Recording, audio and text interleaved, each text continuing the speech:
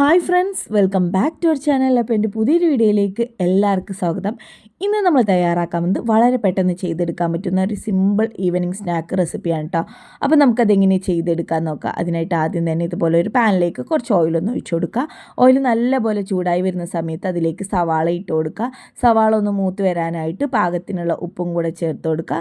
നല്ലപോലെ സവാള വഴഞ്ഞു വന്നു കഴിഞ്ഞാൽ അതിലേക്ക് 1/2 ടീസ്പൂൺ അളവിൽ മല്ലിപ്പൊടി ചേർത്ത് കൊടുക്കുക. 1/2 ടീസ്പൂൺ ഗരം മസാലപ്പൊടിയും 1/4 ടീസ്പൂൺ മഞ്ഞൾപ്പൊടിയും എരിവിനാവശ്യമായിട്ടുള്ള മുളക് പൊടി, നിങ്ങൾക്ക് എത്രയാണ് എരിവ് വേണ്ടത് നോക്കിയിട്ട് പാകത്തിനുള്ള മുളക് പൊടിയും കൂടി ചേർത്ത് കൊടുത്ത് നന്നായിട്ട് ഇളക്കി കൊടുക്കുക. ആ മല്ലിയുടെയും മുളകിൻ്റെയൊക്കെ പച്ചമണം മാറി വരുന്നവരെ നന്നായിട്ട് തന്നെ ഒന്ന് ഇളക്കി കൊടുക്കുക കേട്ടോ. ഇപ്പോൾ ഇതാ ഇതിൽ ചേർത്ത് കൊടുത്ത മഞ്ഞൾപ്പൊടിയുടെയും മുളക് പൊടിയുടെയൊക്കെ ഒരു പച്ചമണം മാറി വന്നിട്ടുണ്ട്.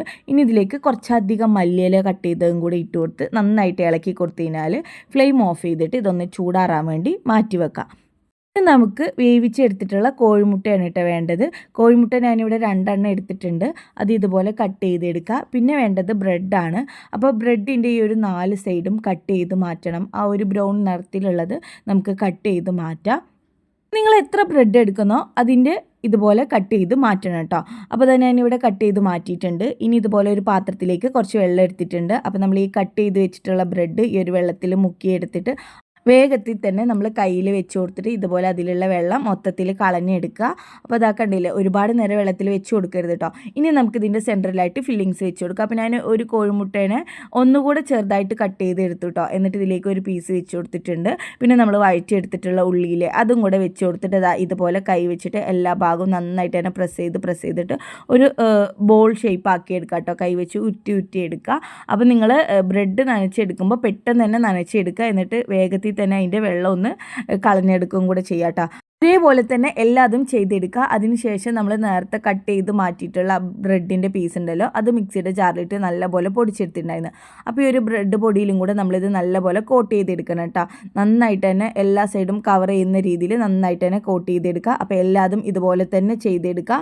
ഇനി നമുക്കിത് ഫ്രൈ ചെയ്തെടുക്കാം. എണ്ണ നന്നായിട്ട് ചൂടായിട്ടുണ്ടാവണം. ചൂടായ എണ്ണയിലേക്ക് ഓരോന്ന് ഇട്ട് കൊടുത്തിട്ട് മീഡിയം ഫ്ലെയിം ഇട്ടിട്ട് വേണം കേട്ടോ ഫ്രൈ ചെയ്തെടുക്കാനായിട്ട്. ഒരുപാട് ഹൈ ഫ്ലെയിം ഇട്ട് കഴിഞ്ഞാൽ പെട്ടെന്ന് കരിഞ്ഞു പോകും. അതുപോലെ തന്നെ ഒക്കെ വേവിച്ച സാധനങ്ങളാണ്. നമ്മൾ ഉള്ളിയാണെങ്കിലും കോഴിമുട്ടയാണെങ്കിലും ഒക്കെ വേവിച്ചെടുത്താണ്. അതുകൊണ്ട് തന്നെ പെട്ടെന്ന് തന്നെ നമുക്ക് ഇത് ഫ്രൈ ആയി കിട്ടുകയും കൂടെ ചെയ്യും കേട്ടോ. അപ്പോൾ തന്നെ ഞാൻ ഇട്ട് കൊടുത്തിട്ടുണ്ട്. ഇനി ഇത് ഒരു സൈഡ് വെന്ത് വരുമ്പോൾ ഇതുപോലെ തിരിച്ചിട്ട് കൊടുക്കുക. അതിനെ തിരിച്ചും മറിച്ച് ഇട്ട് കൊടുത്തിട്ട് നല്ലപോലെ തന്നെ ഒന്ന് ചുട്ടെടുക്കുക. അപ്പോൾ നമ്മുടെ ഈ ഒരു പലഹാരം ഇവിടെ റെഡി ആയിട്ടുണ്ട്. എല്ലാ സൈഡും നല്ലപോലെ മൊരിഞ്ഞ് നല്ലൊരു ബ്രൗൺ കളറായി വന്നിട്ടുണ്ട്. ഇനി ഇത് എണ്ണയിൽ നിന്ന് കോരി മാറ്റാം. ബാക്കിയുള്ളതും ഇതുപോലെ തന്നെ ചുട്ടെടുക്കാം. കുട്ടികൾക്കൊക്കെ ഒരുപാട് ഇഷ്ടപ്പെടുന്നതാണ് കേട്ടോ. വളരെ പെട്ടെന്ന് ചെയ്തെടുക്കാവുന്നതും കൂടിയാണ്. എന്തായാലും നിങ്ങളിതൊന്ന് ട്രൈ ചെയ്ത് നോക്കുക. അപ്പോൾ വീഡിയോ ഇഷ്ടമായി എന്ന് വിചാരിക്കുന്നു. വീഡിയോ ഇഷ്ടപ്പെട്ടാൽ ലൈക്ക് ചെയ്യുക, ഷെയർ ചെയ്യുക, കമൻറ്റ് ചെയ്യുക. ചാനൽ ഇഷ്ടപ്പെടുകയാണെന്നുണ്ടെങ്കിൽ ചാനൽ ഒന്ന് സബ്സ്ക്രൈബ് ചെയ്ത് സപ്പോർട്ട് ചെയ്യുക. പുതിയ വീഡിയോസായി വീണ്ടും കാണാം. Thanks for watching my video. By.